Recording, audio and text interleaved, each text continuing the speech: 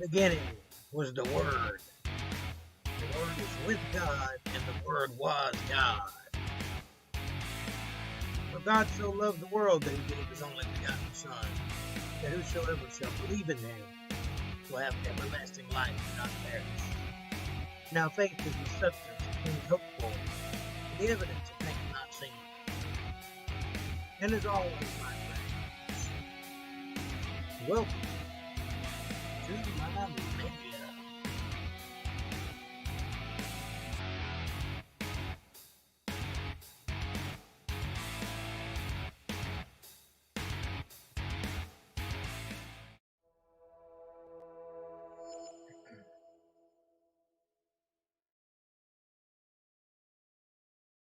Well, hello there. Good to see you. Jake Johnson coming to you live from the internet, hiding out somewhere in the north woods of North Carolina. Hiding from the man, as it were. Broadcasting live, straight to you. What's happening? It's been a heck of a week. Wonderful. Rained all week long. Hadn't had a chance to do anything. Too much rain. Don't want to lay down on the wet ground.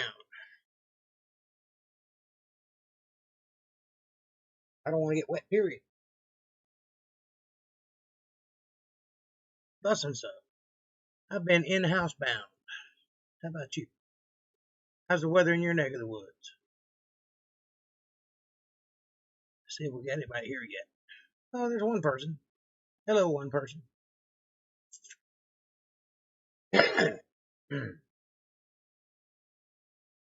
Got some good videos lined up for you today.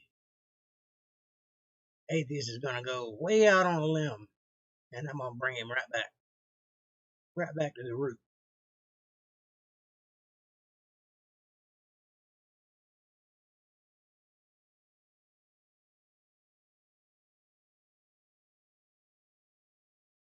Well, you don't say.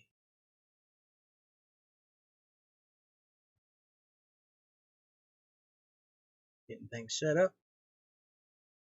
Have me a cigarette.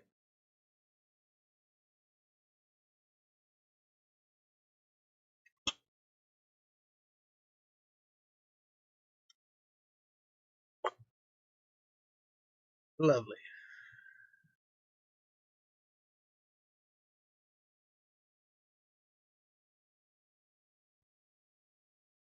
Where is everybody?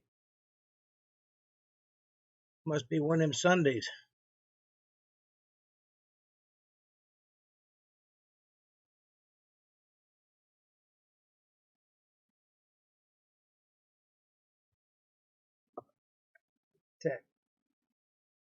Tell everybody I'm here.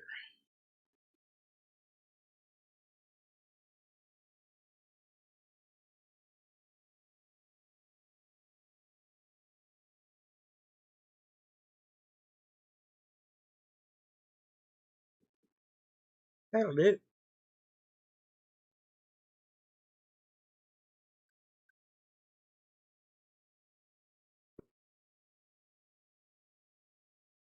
So anyway,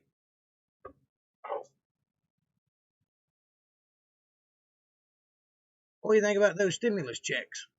You get yours yet? I'm still waiting on mine. I don't know if I'm ever going to get one or not.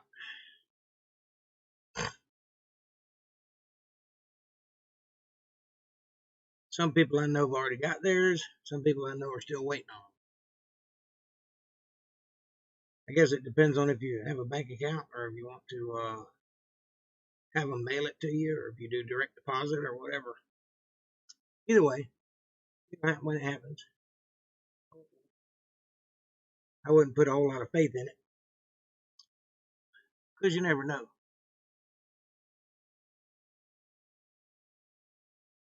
The government most certainly does not have your best interest in mind, though. If they're giving you something for free, you can count the days until they ask for something in return. That's a guarantee.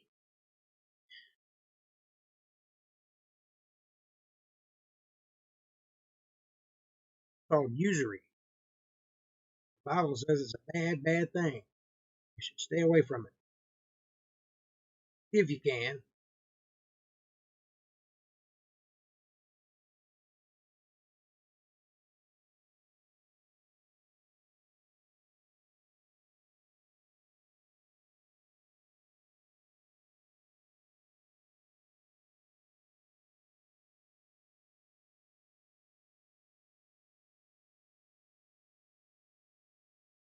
Wow.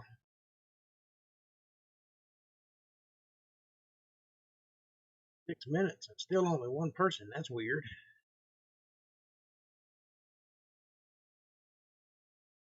That can't be good.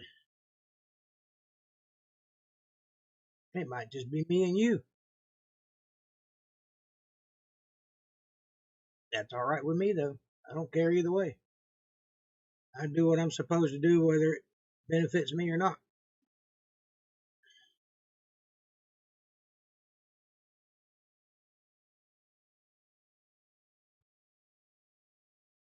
Nice if it does, but it don't have to.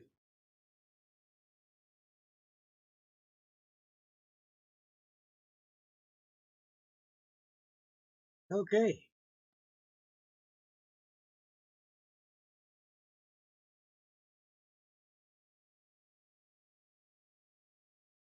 Give one more minute, then I'll go ahead and get started.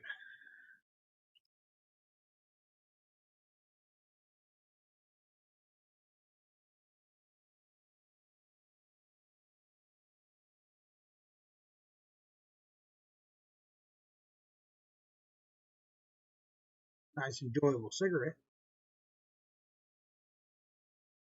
I don't recommend that you smoke, but if you smoke, making your own is beneficial.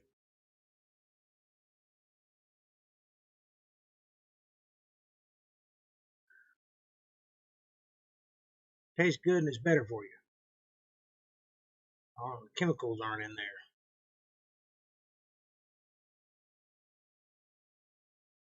there. Just tobacco.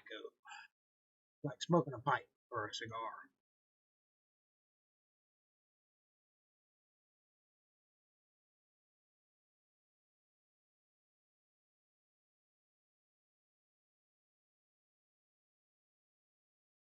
All right, here we go. Genesis 38.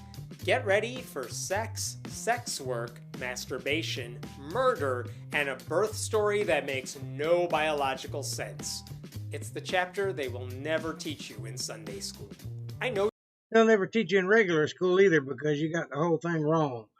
you're all dying to learn about what happened to Joseph, but first we're gonna go on a weird X-rated tangent for an entire chapter. Remember Judah? He's the brother who suggested selling Joseph into slavery as a way to prevent him from being killed. For some reason, we now care about him. At that time, I think that was Reuben who suggested that. Judah left his brothers and went down to stay with a man of Adullam named Hira. There, Judah met the daughter of a Canaanite man named Shua. He married her and made love to her. She became pregnant and gave birth to a son, who was named She conceived again and gave birth to a son and named him Onan. Those are twins. Anytime that it says she conceived again, it's talking about the same birth. Two different babies. She gave birth to still another son and named him Shelah. It was at Kezib that she gave birth to him. That is one hell of a vacation right there. Take a break from the family, come back 3 kids later. It's a very impressive sex to birth rate too. Seems like every time they sleep together a child is born. Use protection, everyone.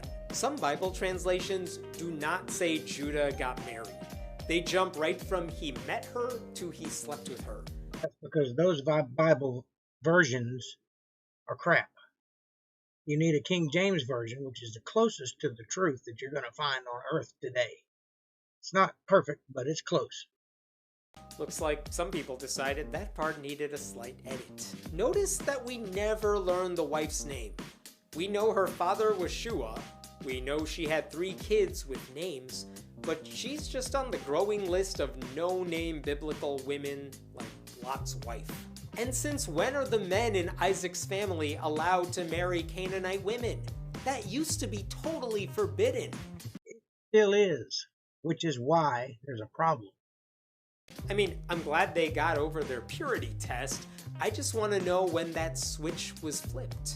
It seems like Jacob is the only dude in the Bible who had to work for his wives. Everyone else just sees a woman and takes her. Judah got a wife for his firstborn, and her name was Tamar. But Judah's firstborn, was wicked in the Lord's sight, so the Lord put him to death. What? We barely knew him. Doesn't matter, he was wicked. Wicked means bad.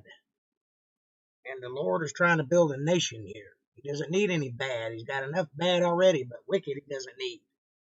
Okay, a whole lot just happened very quickly. How come Judah just saw a woman and started banging away at her, but doesn't get any say in his wife? Because he was wicked. Judah just picked Tamar out for him. There is no rhyme or reason behind who gets arranged marriages, who gets to pick his own wife, and who has to work 7 years before the wedding. And then, a sentence later, God murders him.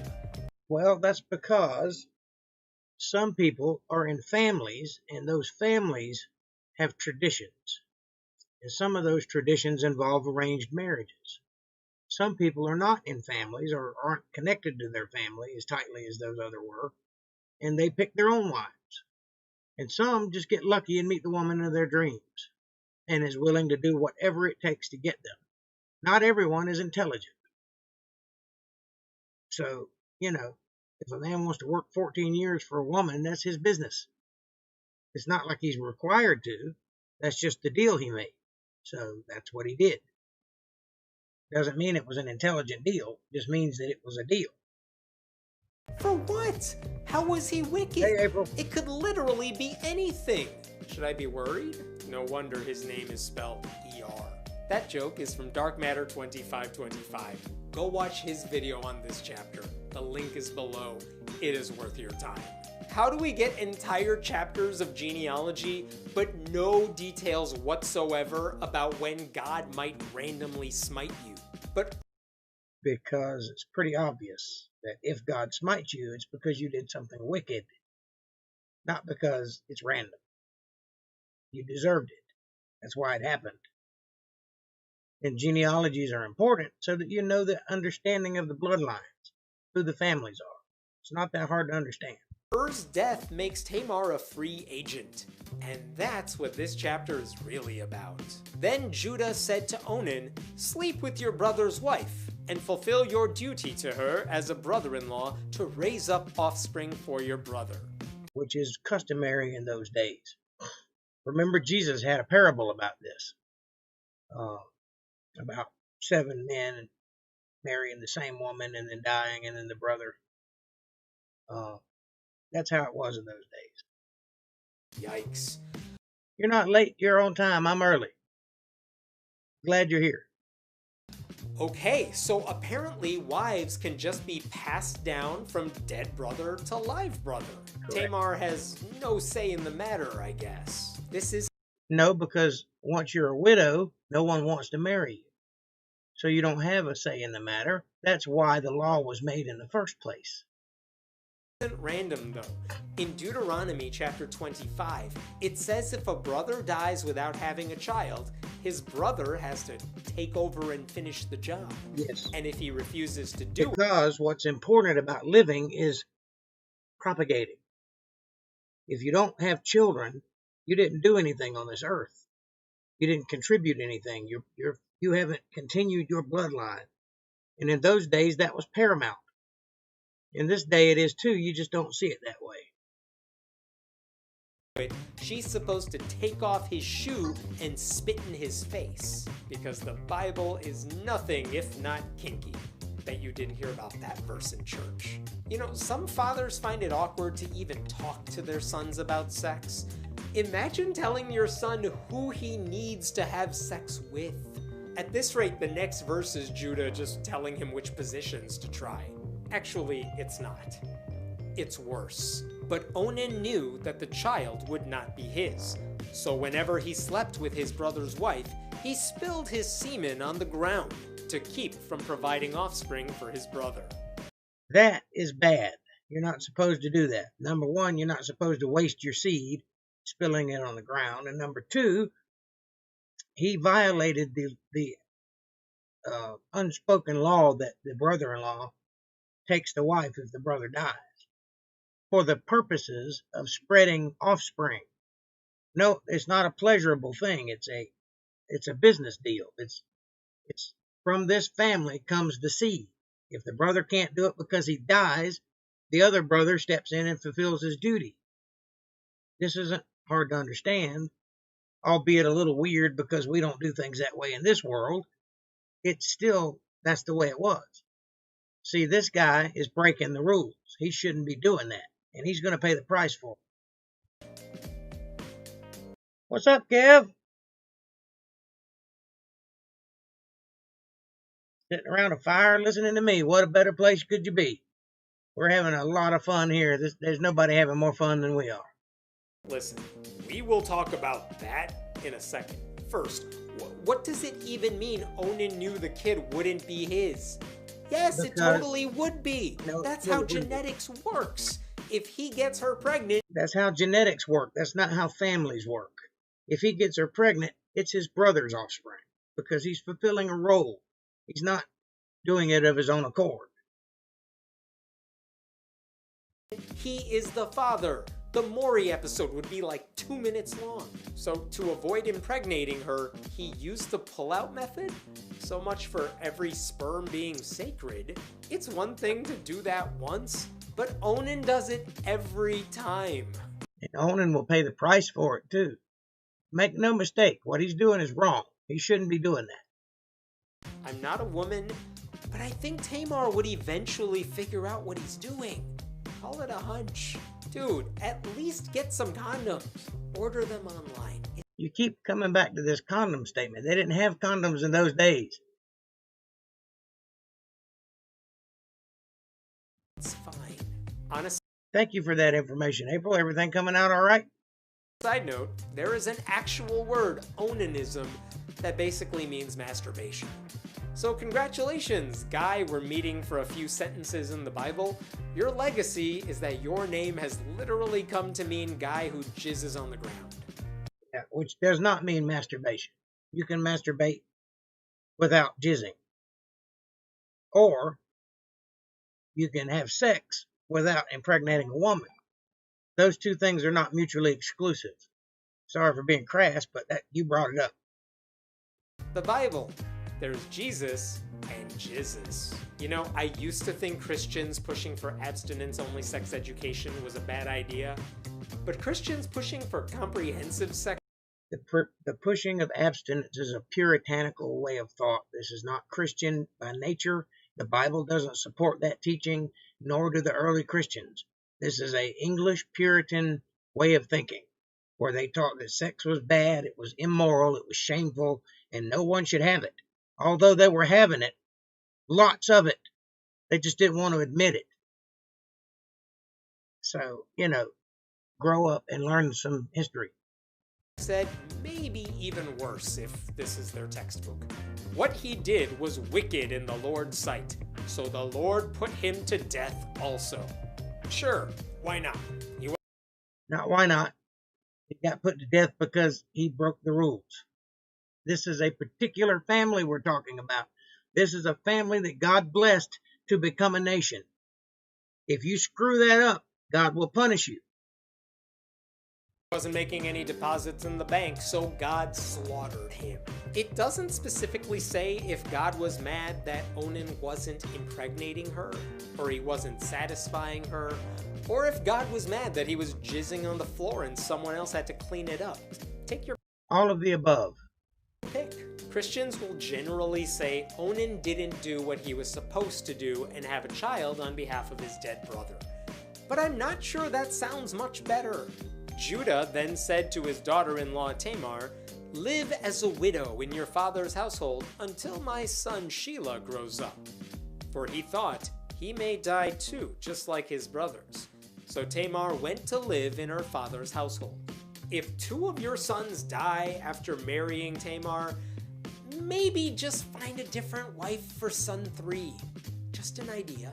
But Judah doesn't tell her to leave because this didn't work out. He says, leave for a while until my 3rd son is old enough to bang you too. Which is not a thing a father should ever say. Why not? Are you actively teaching your children that they shouldn't procreate? I would rather me, the father, tell the child, about sex than for them to learn it at school from a stranger. Which is not a thing the youngest son ever wants to hear. After a long time, Judah's wife, the daughter of Shua, died. When Judah had recovered from his grief, he went up to Timnah, to the men who were shearing his sheep, and his friend Hira, the Adullamite, went with him. Aww, the wife who didn't even get a name died. We still know nothing about her. All we know is that like a minute after her death, Judah and Hira went on an adventure. This is the worst buddy comedy ever. Those two are totally gonna spill some seed. Get ready for lots of onaning. When Tamar was told, "Your father-in-law is on his way to Timnah to shear his sheep," she took off her widow's clothes, covered herself with a veil to disguise herself, and then sat down at the entrance to Enaim, which is on the road to Timnah. And now this woman, being desperate, has decided to trick someone into giving her a child. Because, you know, in those days, if you didn't have a child, you didn't prosper. So her getting up in years and having lost several husbands without being impregnated, she's running out of options because nobody's going to marry a widow. So she pretends to be a hooker and achieves her goal, by the way. And because the way she does it, she makes the man promise her something in return. She gives him a little something, but he's got to give her a little something, you see? And this is what sets up the beginning of that nation. He saw that, though Shelah had now grown up, she had not been given to him as his wife. So Tamar realized her future husband wasn't coming, so she slipped into a costume and sat near the entrance to this town to intercept her dead husband's father. She wants to be 3 for 4 in this family. How horny does she have to be right now to even consider this? She's on Tinder at the height of a pandemic. Actually, you're not that far off. It's not about being horny, it's about having a child. And a woman has a biological clock. And when it starts ticking, they get kind of crazy. And they do a lot of things. But it's because they are biologically programmed to bear children.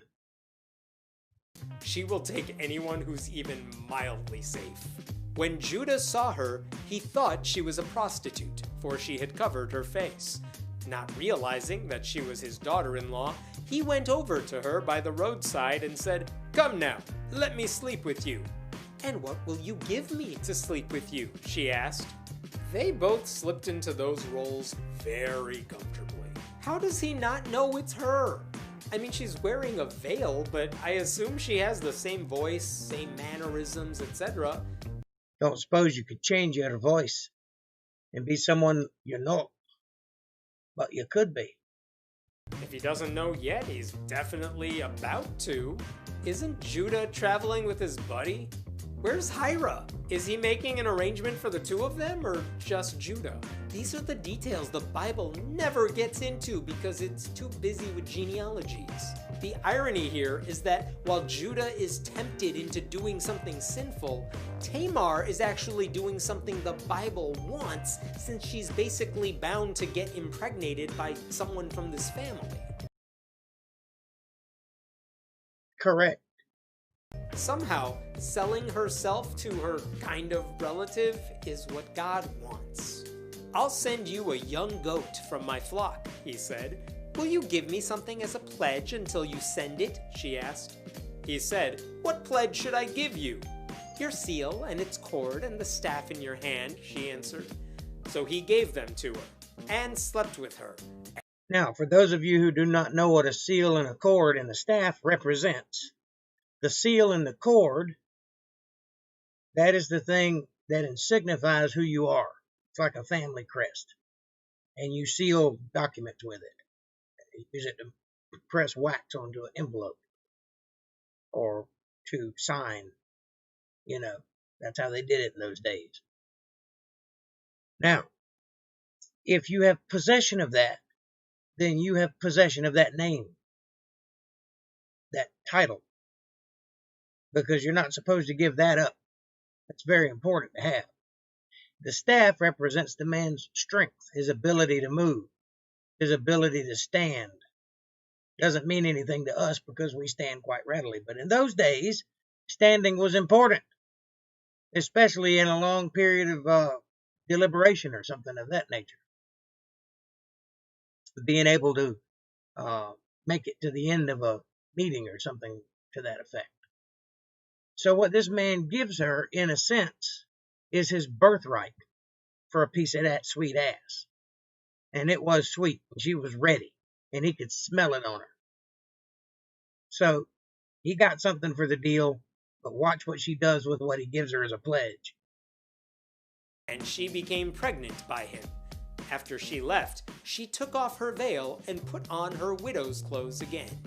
Judah continues his perfect batting average. One sexy time, one child. There's going to be a huge population boom very soon at this rate. And did the Bible just say they had sex, but she never took her veil off during the act? And there's no... Yes, because sex in those days wasn't about having a good time. It was about making a baby. They didn't care about looking at each other. No indication that he figured out who she is. How do you not know? In case you're keeping track, Tamar has presumably slept with one brother, technically slept with the second brother, even though he would never finish the job, wanted to sleep with the third brother, and just got paid for sleeping with all three brothers' father. Yep. The aristocrats. Good for her, though, for demanding a down payment. I'll take your goat later, but first I want some of your fancy cosplay material. Meanwhile, that fancy cosplay material will later make her heir to his fortune. And the offspring being legally binding because of what she has in her possession, this offspring is his, which makes that offspring the youngest, which makes him the heir to his fortune, which will set up the nation that comes out of him. You see how that works? This is a very smart play on this widow's behalf. Judah sent the young goat by his friend the Adullamite in order to get his pledge back from the woman, but he did not find her. He asked the men who lived there, "Where is the shrine prostitute who is beside the road at Enaim?" "There hasn't been any shrine prostitute here," they said. That is quite a favor to ask your friend for. "Hey buddy, remember that trip we took? Funny story, I have a baby now, and I need you to give this goat to the mother because she has some of my stuff and we don't really talk anymore." And then the friend can't find her. Did he really look that hard though? Sounds like he just asked a few guys and then gave up. I know Christian movies are bad, but I did not think they would make a Pure Flix version of The Hangover. So he went back to Judah and said, "I didn't find her. Besides, the men who lived there said there hasn't been any shrine prostitute here." Then Judah said, "Let her keep what she has or we will become a laughingstock. After all, I did send her this young goat, but you didn't find her." Looks like Tamar got the last laugh. They can't find her, she avoided having to care for a goat, and no one even realizes she was only pretending to be a prostitute this whole time. Yep. And when she is found out, she's going to be found out in public in front of God and everybody. And she will present him with the cord and the staff and the seal. And he will have no choice. He won't be able to wiggle out of it. He has to accept that that's his child. And that child then becomes the heir to his fortune and his properties. About 3 months later, Judah was told, "Your daughter-in-law Tamar is guilty of prostitution, and as a result, she is now pregnant." Judah said, "Bring her out and have her burned to death." He still doesn't know who he's talking about, by the way. And he still doesn't realize that it's her. Jesus. Calm down, aggressive district attorney trying to win re-election by cracking down on sex work. Does Judah know he's the daddy? Because Not if yet. he doesn't, he's about to be very surprised. And probably embarrassed because he's calling for the murder of a prostitute who's guilty of the same thing he's guilty of. that he's trying to punish her for being a prostitute, even though he knows damn well he paid for sex. The hypocrisy here is unbelievable. If he's calling for her death, he should be burned at the stake too. As she was being but he will be in due manner. He'll get his, don't worry.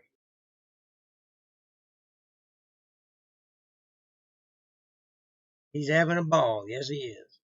Being brought out, she sent a message to her father-in-law. "I am pregnant by the man who owns these," she said. And she added, "See if you recognize whose seal and cord and staff these are." Oh, damn. Tamar has the receipts. Forget Onan. This is the climax right here. Judah recognized them and said, "She is more righteous than I, since I wouldn't give her to my son Shelah." And he did not sleep with her again. I would like to know the reaction of everyone else in the room realizing what just went down. Shock and awe. Believe that. This is like when Ross picked up his red sweater in Friends. Look at how quickly he goes from giant hypocrite to righteous moral man.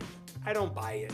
After all, Judah is still the guy who volunteered to send Joseph into slavery a chapter ago.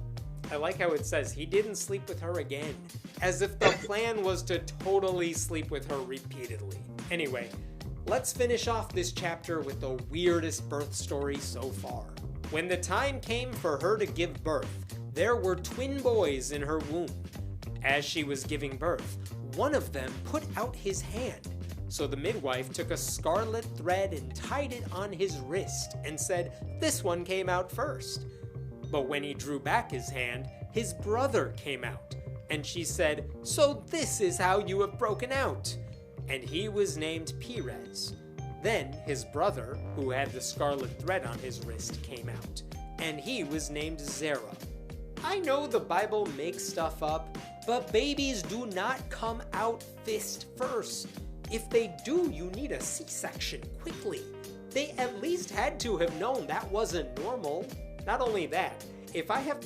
Yeah, things haven't changed all that much, April. Things are pretty much the way they always have been, but some of the sentiments have changed. Some of the meanings of things have changed. It's not as proper as it used to be. Or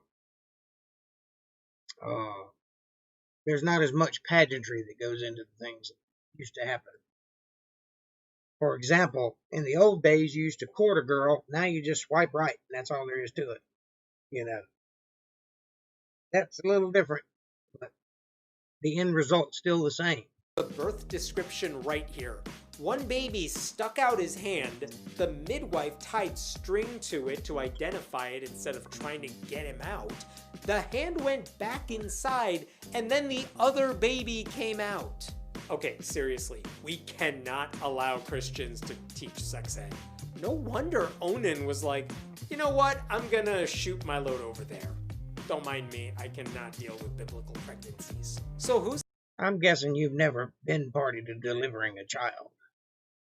You don't get them out. They come out. They have to come out on their own. If you try to get them out, you're liable to break their neck. the older sibling? The one whose hand shot out first, or the one who fully came out first? Which one gets the birthright? Anyway, Perez is a distant ancestor of Jesus, which is why this has some relevance, I suppose. I think my favorite thing about this chapter is that I was expecting to hear about Joseph's journey into slavery. Now you see, everybody that's mentioned in this book is a distant relative of Jesus, not just Perez. Remember that. It might help you understand why things are the way they are. And ended up hearing about the sex lives of an entirely different group of very kinky people. Preachers are doing it all wrong. If they want people to read the Bible, they should just give out tiny little books with this chapter only. Well, I mean, you're not wrong. Sex does sell.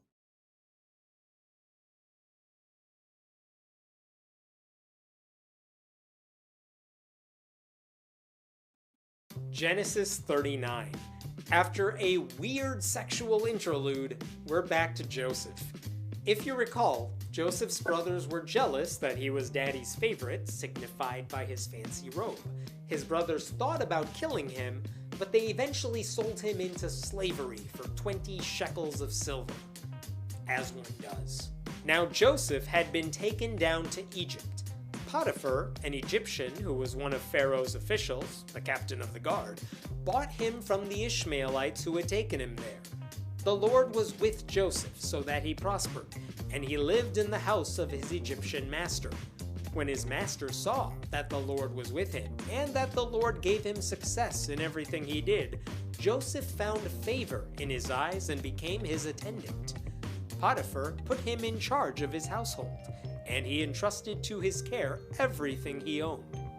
Yeah, that's going to get him in trouble later, but it ultimately will work in his favor. He's like a golden child. Everyone loves him. Everyone trusts him, which can only mean someone's gonna get him. That passage just said the Lord was with Joseph so that he prospered. But he's been sold into slavery.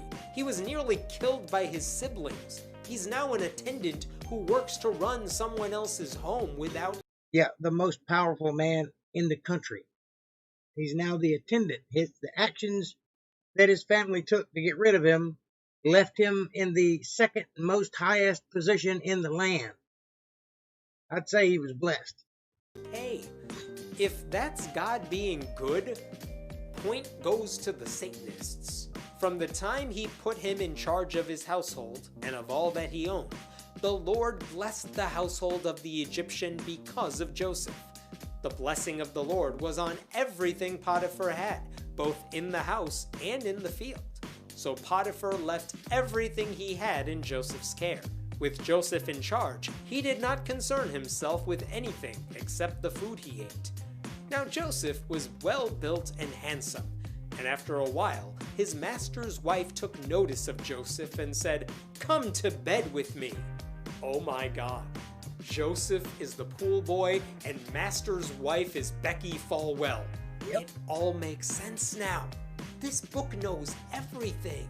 It's pretty messed up that God is blessing the home of a slave owner because he basically bought the right slave. Why is that messed up? Are you one of those people that believe that slavery is so bad that it should have never existed at all?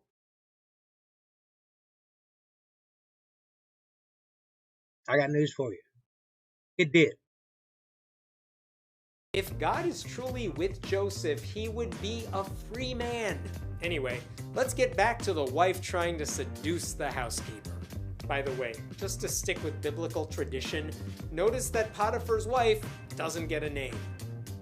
I'll still call her Becky. But he refused. "With me in charge," he told her, "my master does not concern himself with anything in the house. Everything he owns, he has entrusted to my care. No one is greater in this house than I am. My master has withheld nothing from me except you, because you are his wife. How then could I do such a wicked thing and sin against God?" Joseph is a good man, and he sticks to his principles. That will do him well in the future. And though she spoke to Joseph day after day, he refused to go to bed with her, or even be with her. That's very honorable of him. But before we praise him too much, remember that the reason he's saying no is not because it's unethical per se, but because he's duty bound to his master. The slave loves the slave owner too much. That's a messed up reason to do or not do anything. Is it? So you don't believe in loyalty? You don't believe in honor? You don't think there are reasons for men to do things against their type? I got news for you. Most men would have done it, and including Joseph. The reason he didn't do it was because he was loyal to his master. That says something about his character. That's Stockholm Syndrome, not a sense of morality. I am pretty sure this is the first time in the Bible a man has said no to sex when given the opportunity. Even Onan in the last chapter eventually finished. Why is she so desperate to have Joseph? I mean, she has Potiphar. Because Joseph was a straight hottie and she could. That's why. Who apparently isn't putting out. But okay, maybe she's looking for something extramarital. But if she was hell-bent on seducing someone, I feel like she would probably be able to find a guy. Why is she bothering poor Joseph? The heart wants what the heart wants. Period. There's no other reason. At least he's said no repeatedly.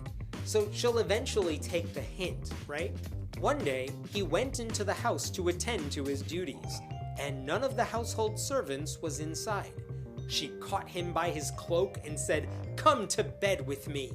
But he left his cloak in her hand and ran out of the house. Jesus, woman, he said no. That's right. She's a cougar. This is now a case of sexual misconduct. Was there a biblical Ronan pharaoh?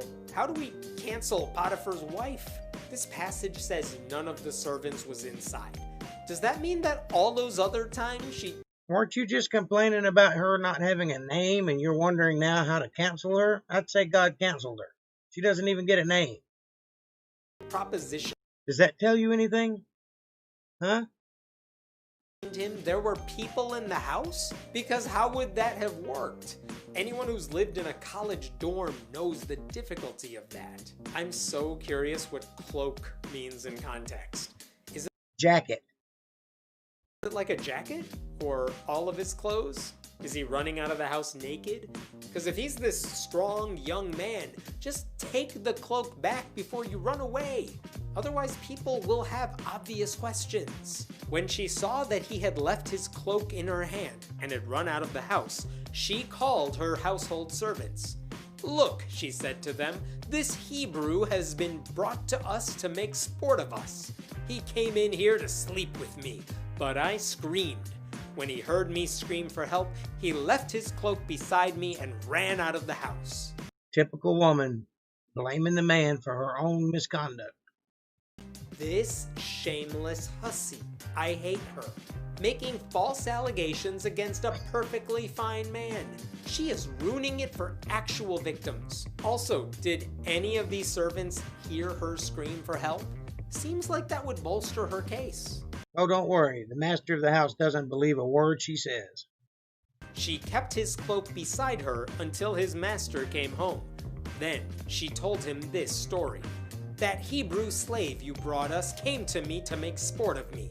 But as soon as I screamed for help, he left his cloak beside me and ran out of the house." Why does she say Joseph wanted to make sport of her?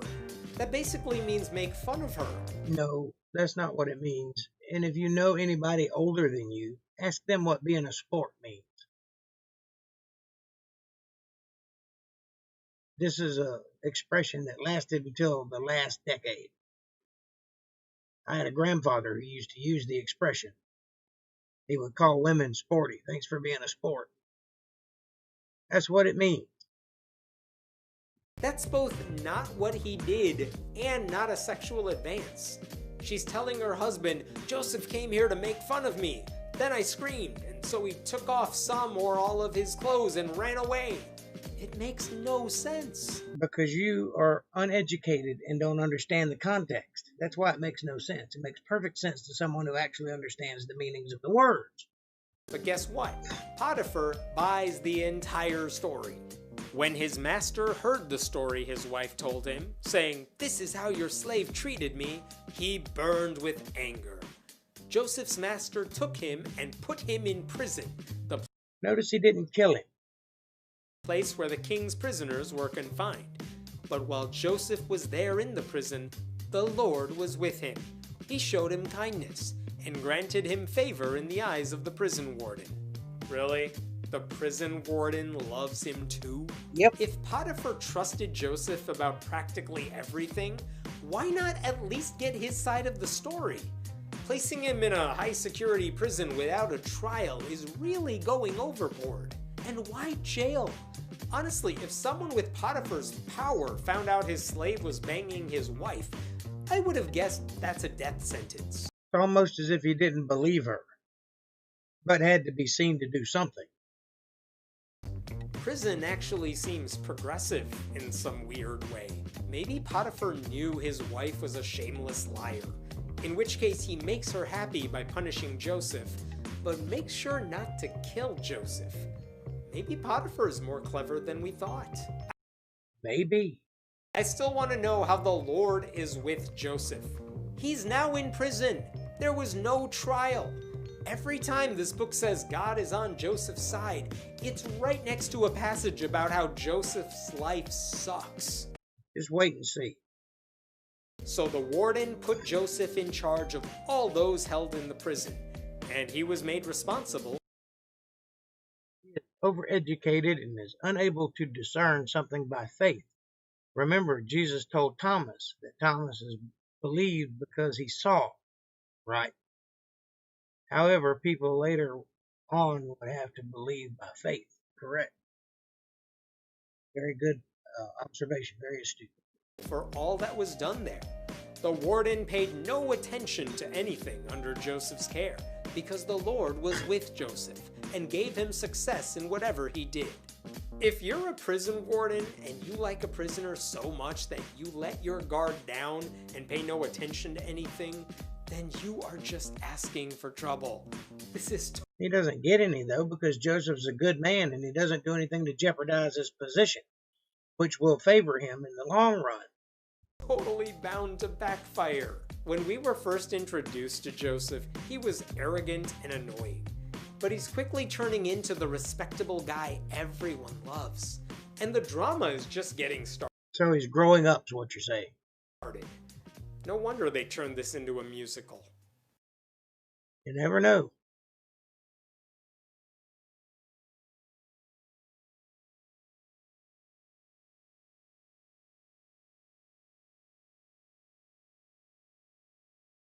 Overeducated people have a hard time believing by faith.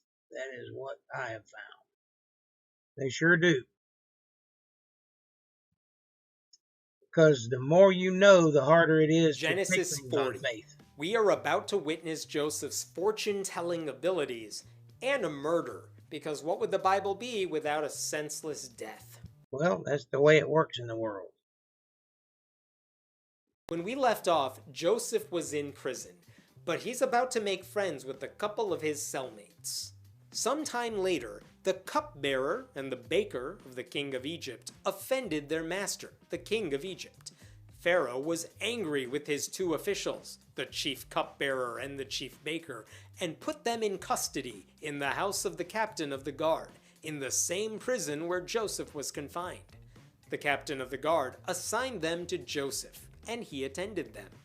After they had been in custody for some time, each of the two men, the cupbearer and the baker of the king of Egypt, who were being held in prison, had a dream the same night, and each dream had a meaning of its own. Why are the cupbearer, which is basically a butler, and the baker in prison? What did they do to offend the Pharaoh?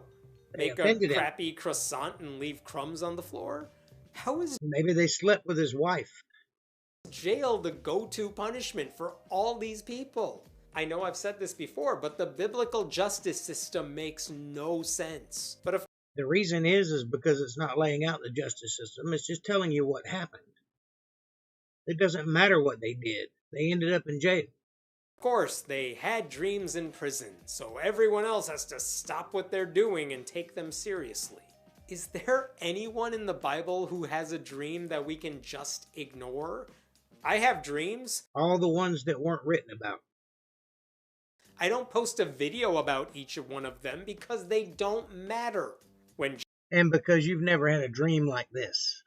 One that's so real and so poignant that you have to tell somebody.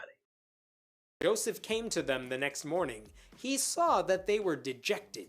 So he asked Pharaoh's officials who were in custody with him in his master's house, "Why do you look so sad today?" "We both had dreams," they answered, "but there is no one to interpret them." Then Joseph said to them, "Do not interpretations belong to God? Tell me your dreams." Really? Joseph's just gonna dabble in some random pseudoscience? Actually, he's going to ask God to give him the translation of the dream, and he'll be able to tell the guys what the dream means. Why do these guys need a dream interpreter? That's like Because it was a trippy dream. saying you need a psychic. Don't waste your time, don't waste your money. Just make up whatever you want to hear, and that's what the interpreter would have said anyway. Wrong. That's what an atheist would think, because an atheist doesn't put any value in real world events. There, I saved you a shekel. You're welcome. Did Joseph just take on the role of God at the end there? Only God can interpret dreams. Okay, tell me everything.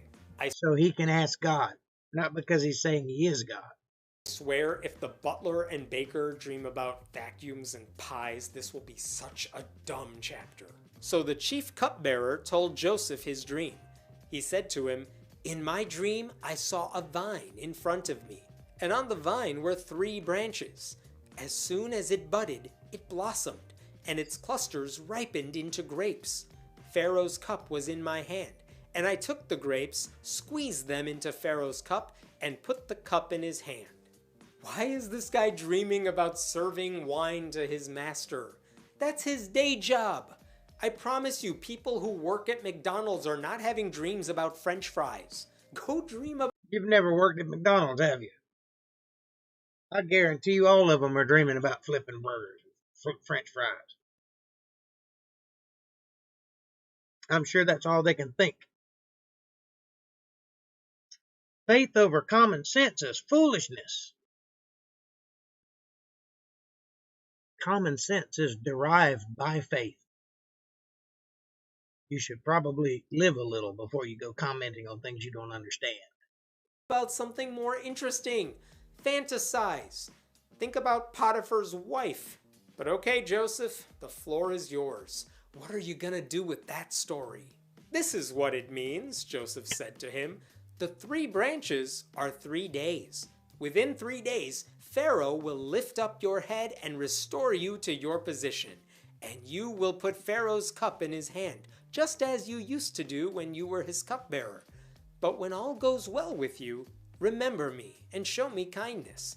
Mention me to Pharaoh and get me.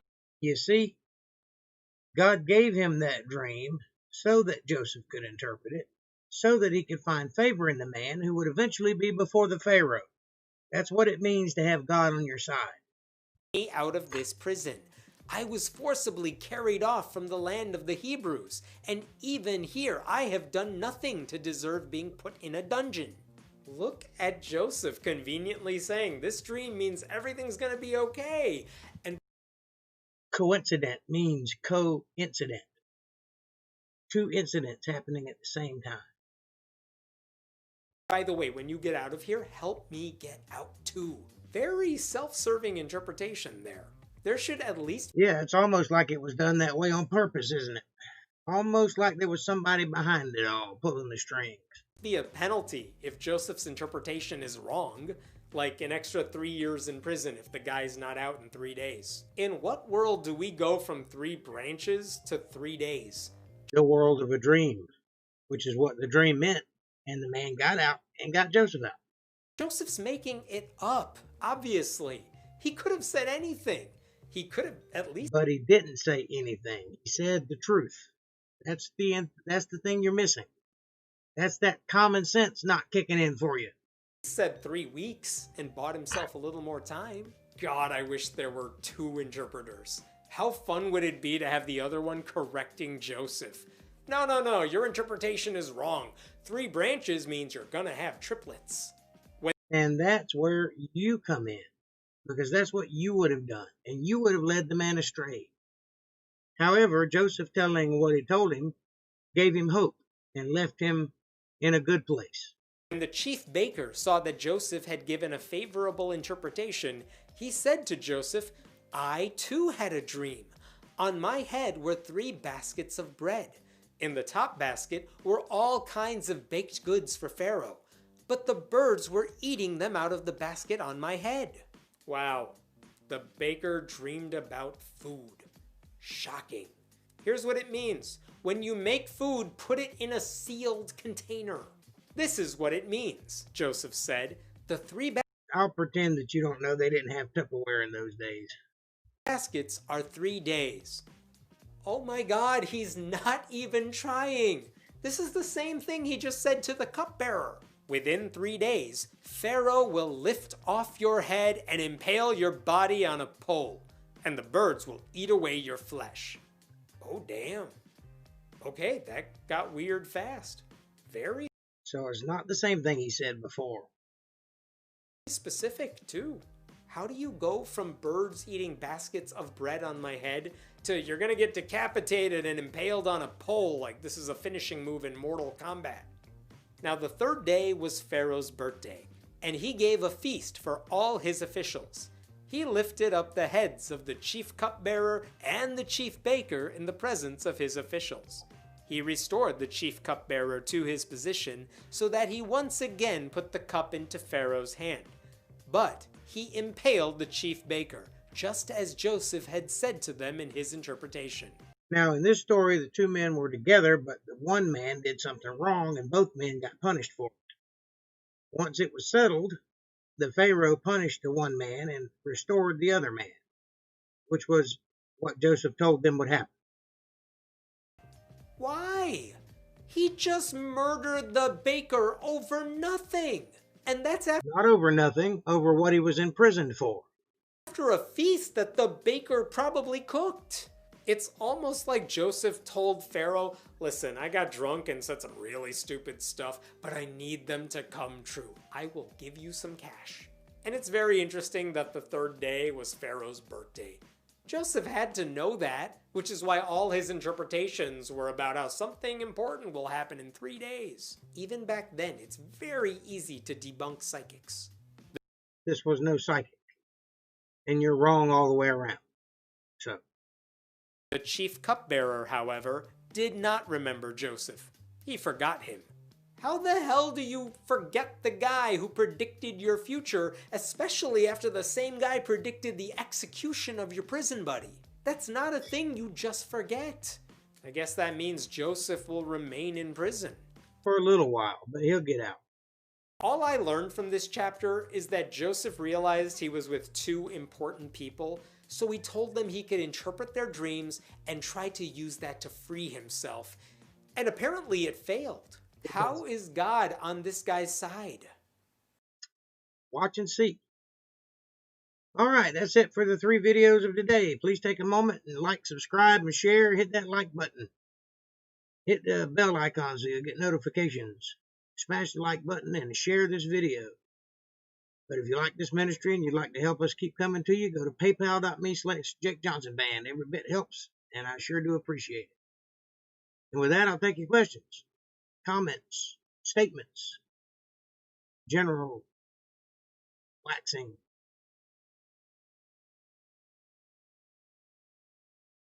Plain common sense would corroborate that Jesus was the Messiah. Yes, it would. And I understood what you meant.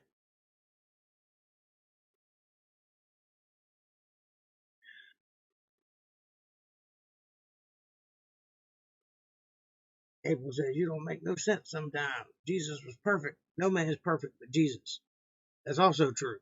But that's why what he said made sense. Because common sense would have told you that only one perfect man existing would be the Messiah. And they didn't believe that either. Bring down my wallet and I will take you. Wow.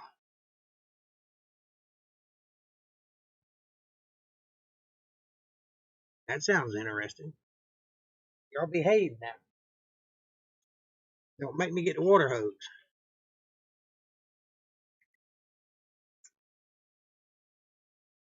I hope you guys are having a good week.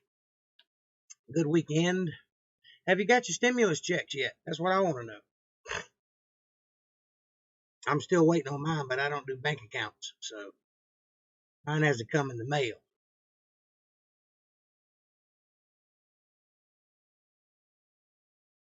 The only bank account I support's online, and I don't ever have to go to it and bother with anybody. 2 Domino's. Ooh. I want a piece of pizza. That sounds good. You know what I had tonight? A can of cream of chicken soup. It was lovely. No stimulus for you, huh? Well, just give it time. It'll be here.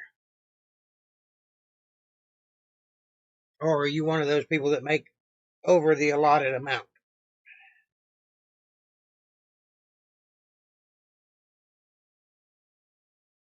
I'm not one of those people.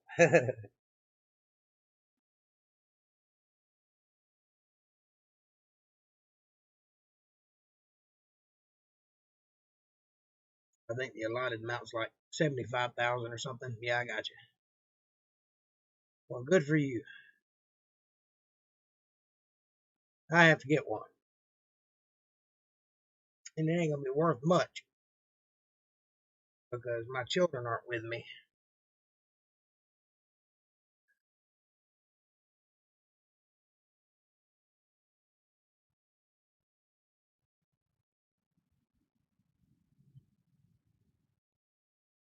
When are you guys planning on heading back towards the house? Tuesday, Wednesday?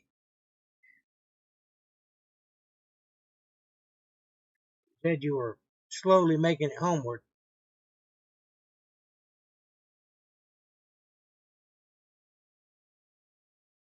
Have you enjoyed your visit in Georgia? I know you went for somber reasons, but maybe you got to connect with some family. It's always a good thing. Monday. Only thing I got planned for Monday is the Bible study. And I got a couple of errands to run, and that's about it.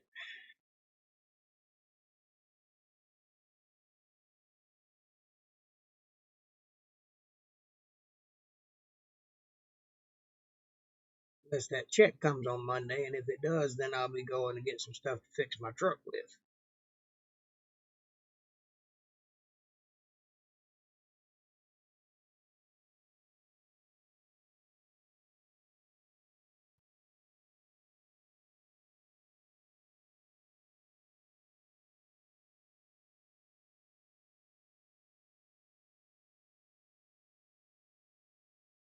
It was good to see family. They are crazy scared of COVID in Georgia. Yeah. Georgia's a blue state, and everywhere you go to a blue place, it's it's a red state, but all the cities and all the big areas are all blue, and they all panic. It's the red places that don't panic so much. But I'm here to tell you, mark my words that I said so. Uh, COVID-19 is just a little worse than the flu, and you got just about as much chance of catching it as you do catch the flu. If you're young and healthy and you don't have any issues, chances are you're going to be sick for a couple of days, and that'll be that. They are panicked here. Yeah. I don't panic. I say bring it on. I can take it. All right, y'all. I'm a little under the weather tonight, so I'm going to get off of here a little early and go to bed. Thank y'all for hanging out with me. Press the buttons, like the things, go to paypal.me/JakeJohnsonBand. I love you guys, and I'll see you Monday with the Bible study. Have a great night. Enjoy the rest of your weekend, and I'll see you Monday.